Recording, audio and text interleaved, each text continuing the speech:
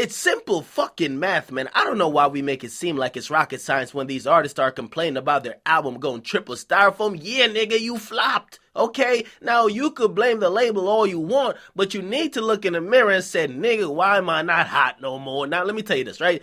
Jeremiah right now, he's upset. He's upset saying Def Jam undershipped his album. Now, undershipped is a very antiquated term because if you don't know, most people buy their music on iTunes. The fuck are you talking about CDs? But he claims Def Jam didn't ship enough albums that people could buy it. He thinks he was going to sell probably 100,000 records. Now, let me just say this, okay? First of all, if you think about other albums that came out this year, if you think about Drake's mixtape, if you're reading This Is Too Late, there wasn't a physical CD available for months. It went platinum like in a couple of weeks, right? If you think about What a Time to Be Alive, still you can't even find a fucking physical CD of it, but it went platinum really quickly. Most of the people who dropped spontaneously, they had no physical copies, went platinum, had no problem selling. But in Jeremiah's case, he claims that his fans must be some old motherfucking senile fucks who only cop CDs. Really, nigga? Now, let me tell you this. It's not rocket science, okay? Simple math, right? Jeremiah's debut album, if you don't know, I've been following Jeremiah for a long time, and he always kept a hot single. I respect him for that. But he dropped his debut album in 2009. So 69,000 copies first week. Wow, dope. Very dope, right? He dropped his follow-up album, and that only sold 18,000, right? Now, he's about to, or actually he just did. He dropped his third album. That's the one he's complaining about. He dropped his third album, and that failed to sell over 14,000. It failed to hit the top 50 at all. It didn't really chart. Okay, so he's mad, and he's basically saying, hey, Def Jam is to blame. Now, let me just read what he said, and we're going to get into it. He said, at Def Jam, and he spelled Def, D-E-A-F, okay? Y'all don't deserve, or y'all don't even deserve my voice. It's not the fact that my album was actually priced $18.99. There's actually no CDs in stores to even buy. That's the main point. Each Best Buy was shipped 6 to 7 copies apiece. We checked in the corporate office at Best Buy in Chicago, and they told us late nights wasn't on this week's, whatever, okay? It's okay, though. I got something for everybody who tried me. Now, I'm really thinking about this, and I'm like, bro, are you serious? Nigga, are you out of your fucking mind? You understand what the label saw. If you don't understand, we're going to break it down mathematically. Nigga, you're trending fucking downwards, okay? That's the issue.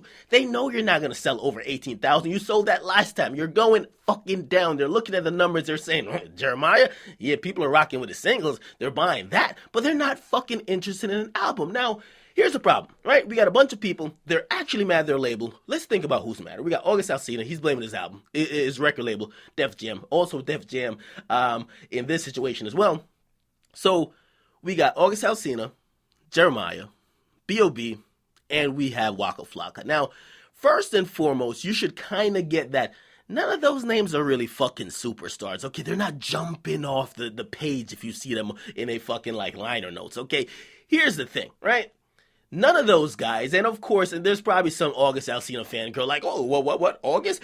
Oh, August is bae. No, yeah, okay. For August Alsina, like a million fangirls, yes, they're on his Instagram every Friday checking for eggplant pictures, but the rest of us, we don't really care otherwise, right? Now, these artists got to understand where they're at, okay? Most of them, they've had previous, and they've had more success on their first album when they were really hot and new. Now, let me tell y'all this because it applies to hip-hop and urban music. Doesn't matter if it's R&B or hip-hop, but every 3 or 4 years, the music industry changes, which means the people, what they want, what's new, kind of shifts. Also, the ways to market an artist, that kind of shifts as well. Now, what Jeremiah is probably mad at, he probably looks like, yo, I sold 69,000 the first week. The first time I came out, back in 2009, that's 6 fucking years ago. Let's keep it in perspective, okay? I am not absolving Def Jam because the record labels are a piece of shit.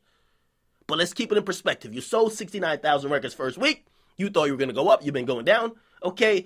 Now, we have to think about it. He's looking at it to say, yo, you guys should have promoted me like how you promoted me back then.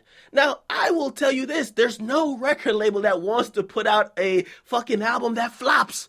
Who would want to, if I'm in a partner relationship with you, right? And we're about to sell some t-shirts, right? Why the fuck would I want the t-shirt line not to do good? They want it to do good. However, they don't want to lose fucking money. It's simple math. Okay, if you have a bunch of people who are mad with you that there's no CDs in stores, tell them to get their fucking asses online and buy it on iTunes. What's so fucking hard? If they buy it on iTunes and they get that sales to about 100,000 records in a week, of course the label will then ship it out. It's not a one-time shot. They could ship out more records late.